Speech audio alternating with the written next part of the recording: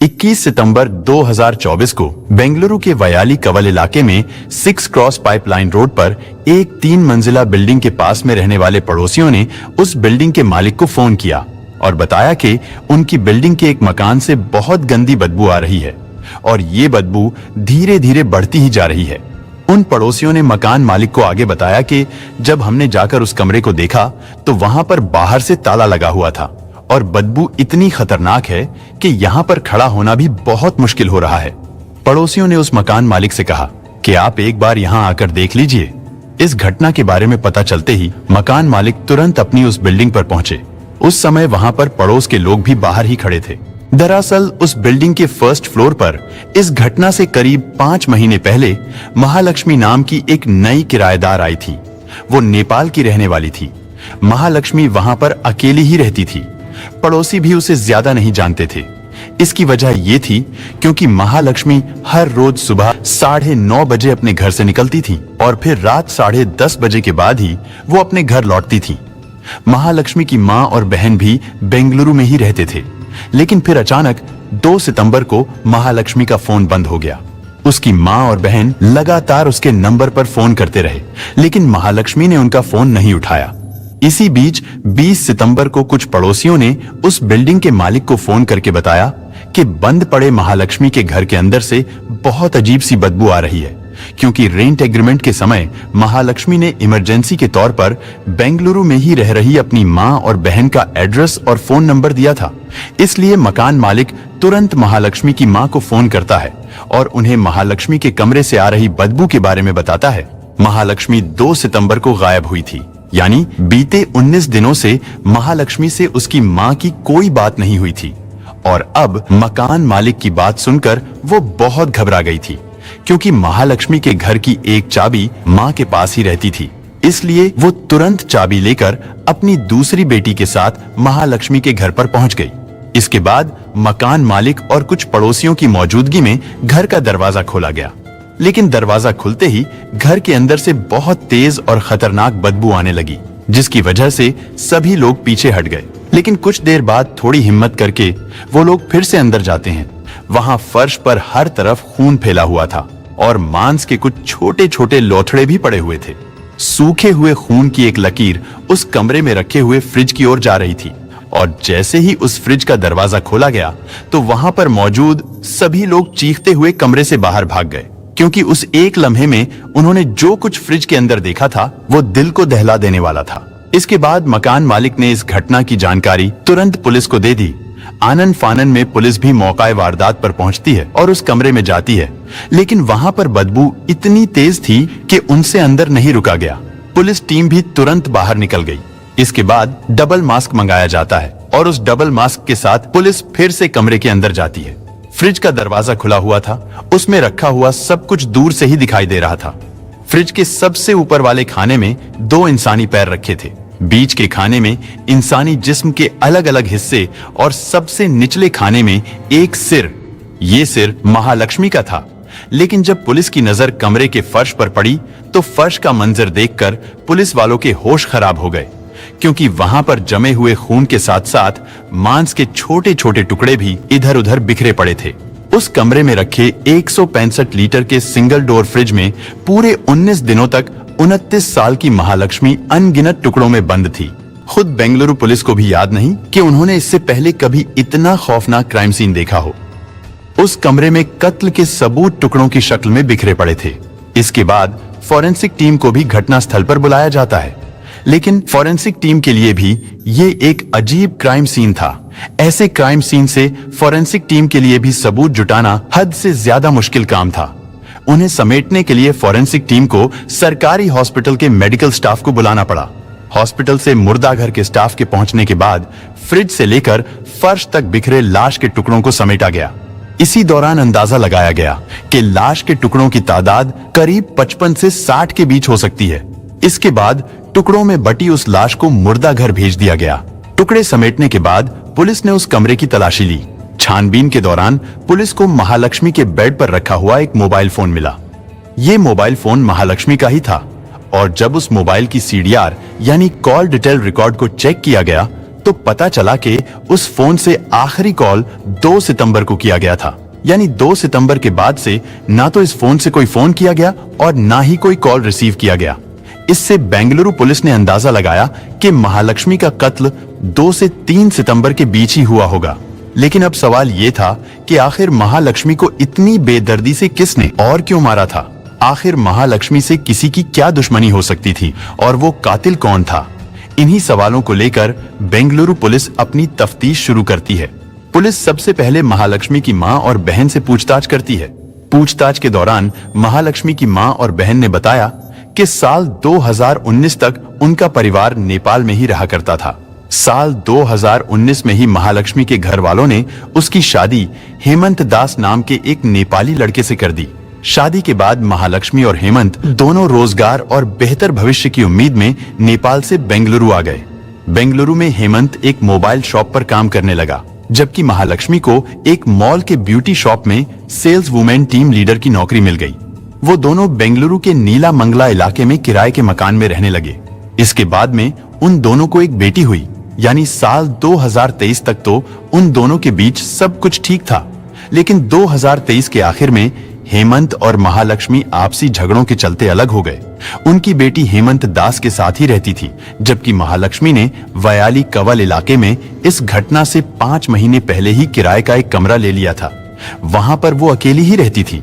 महालक्ष्मी 15 दिन या महीने में एक बार अपनी बेटी से मिलने हेमंत के घर जाती थी। हेमंत और महालक्ष्मी के खराब रिश्तों के बारे में पता चलते ही पुलिस तुरंत हेमंत के घर पहुंचती है और उससे पूछताछ करती है। पूछताछ में पता चला कि महालक्ष्मी और हेमंत के बीच इस दूरी की सबसे बड़ी वजह महालक्ष्मी का अफेयर था। हेमंत को शक था कि उत्तराखंड के रहने वाले एक हेयर ड्रेसर अशरफ और महालक्ष्मी के बीच अफेयर चल रहा है। इसी बात को लेकर हेमंत और महालक्ष्मी के बीच हर रोज झगड़ा होता था और इसी झगड़े के कारण इस घटना से करीब 9 महीने पहले महालक्ष्मी और हेमंत दोनों अलग रहने लगे थे। कुछ दिन तो महालक्ष्मी अपनी मां और छोटी बहन के साथ ही रही, लेकिन 5 महीने पहले वो किराए के इस घर में आकर रहने लगी थी। पड़ोसियों के मुताबिक महालक्ष्मी आस पड़ोस के लोगों से घुली मिली नहीं थी। वहां पर वो किसी से भी ज्यादा बात नहीं करती थी। महालक्ष्मी हर रोज सुबह 9:30 बजे अपने काम पर चली जाती और रात 10:30 बजे के बाद अपने घर आ जाती थी। हालांकि कई बार पड़ोसियों ने एक अजनबी लड़के को महालक्ष्मी को उसके घर से ले जाते और लाते हुए जरूर देखा था, लेकिन वो कौन लड़का था इसके बारे में उसके पड़ोसी भी कुछ नहीं जानते थे, क्योंकि पुलिस को महालक्ष्मी के पति हेमंत ने भी अशरफ नाम के एक हेयर ड्रेसर के बारे में बताया था और पड़ोसियों ने भी एक अजनबी के बारे में बताया था। इसलिए बेंगलुरु पुलिस हेमंत के द्वारा बताए गए एड्रेस पर अशरफ के पास पहुंचती है।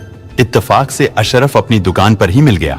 इसके बाद उसे पुलिस स्टेशन लाकर उससे पूछताछ की गई, लेकिन फिर भी कोई सफलता हाथ नहीं लगी। महालक्ष्मी के पति हेमंत दास और हेयर ड्रेसर अशरफ, यानी जिस पर हेमंत को शक था, बेंगलुरु पुलिस उन दोनों से लंबी पूछताछ कर चुकी थी। लेकिन उन दोनों से शुरुआती पूछताछ के बाद ही पुलिस को इस बात का अंदाजा हो गया था कि महालक्ष्मी के कत्ल में इन दोनों का कोई हाथ नहीं है। उन दोनों के मोबाइल की कॉल डिटेल में 2 सितंबर से लेकर 21 सितंबर तक उनकी लोकेशन में ऐसा कुछ नहीं मिला था जिससे उन पर शक किया जा सके। यानी सवाल अब भी यही था कि आखिर महालक्ष्मी का कातिल कौन है?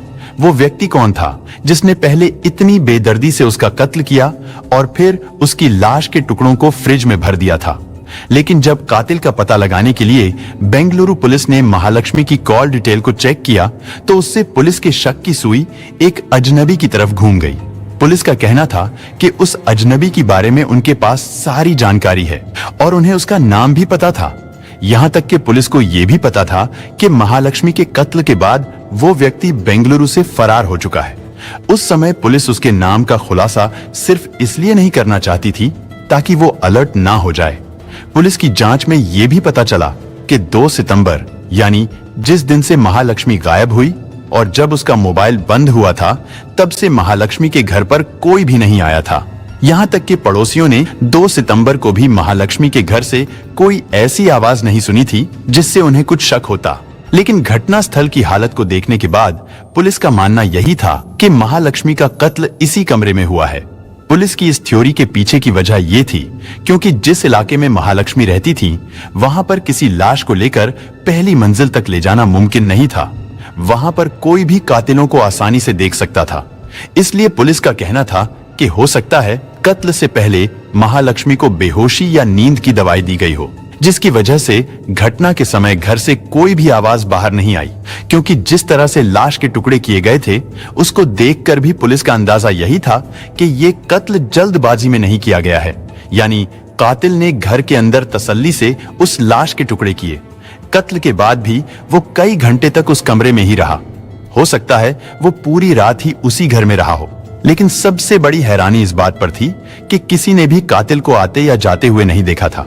अभी ये सारी चीजें चल ही रही थीं, तभी अचानक एक दिन पुलिस के पास एक व्यक्ति का फोन आया। उसने पुलिस को बताया कि महालक्ष्मी का कत्ल उसके भाई मुक्ति रंजन रॉय ने किया है। दरअसल महालक्ष्मी किसी मॉल के एक ब्यूटी शॉप में बतौर सेल्स गर्ल काम करती थी और यहीं पर उसकी मुलाकात मुक्ति रंजन रॉय से हुई थी। मुक्ति रंजन भी वहीं पर काम करता था। यहीं पर काम करते करते मुक्ति और महालक्ष्मी की दोस्ती हुई और ये दोस्ती कब प्यार में बदल गई उन दोनों को पता ही नहीं चला। जहां मुक्ति रंजन महालक्ष्मी को दुनिया की सारी खुशियां देना चाहता था, उसके साथ जिंदगी बिताना चाहता था, तो वहीं महालक्ष्मी की दोस्ती और भी कई लड़कों से थी और ये बात लगातार मुक्ति रंजन को खटक रही थी, जिसकी वजह से उसके अंदर महालक्ष्मी के प्रति गुस्सा और नफरत पैदा होने लगी। हर दिन उन दोनों के बीच लड़ाई झगड़े होते रहते थे और फिर 1 सितंबर को महालक्ष्मी ने अपने घर वालों से फोन पर कहा कि वो इस शनिवार को मां से मिलने घर आ रही है। लेकिन उस दिन मुक्ति रंजन और महालक्ष्मी के बीच झगड़ा इतना ज्यादा बढ़ा कि मुक्ति रंजन रॉय ने महालक्ष्मी के घर में ही उसके टुकड़े करके घर में रखे फ्रिज के अंदर भर दिए। पुलिस के मुताबिक कत्ल करने के बाद मुक्ति रंजन ने अपने छोटे भाई को फोन किया और उसे तुरंत किराए का घर खाली करने को कहा। लेकिन जब मुक्ति रंजन के छोटे भाई ने उससे अचानक घर खाली करने का कारण पूछा तो उसने अपने भाई से कहा कि वो इस बारे में फोन पर बात नहीं कर सकता, वो घर पहुंचकर उसे सब कुछ बताएगा। मुक्ति रंजन के छोटे भाई ने खुलासा किया कि महालक्ष्मी को कत्ल करने के बाद मुक्ति रंजन अपने किराए के घर पर आया था। वहां पर उसने अपने भाई को बताया कि उसने गुस्से में आकर महालक्ष्मी को कत्ल करके उसके टुकड़े कर दिए हैं। उसने अपने छोटे भाई से कहा कि वो अब इस शहर में नहीं रह सकता, इसलिए अब वो पुलिस से बचने के लिए बेंगलुरु छोड़कर अपने पैतृक घर उड़ीसा जा रहा है।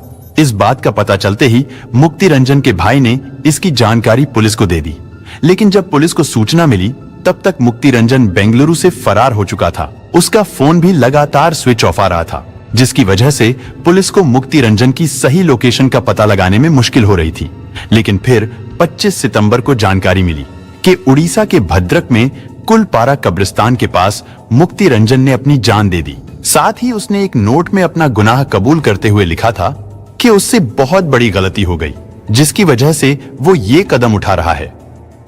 दोस्तों, इस घटना को सुनाने का उद्देश्य किसी का दिल दुखाना नहीं है, किसी को परेशान करना नहीं, बल्कि आपको जागरूक करना है, आपको सचेत करना है।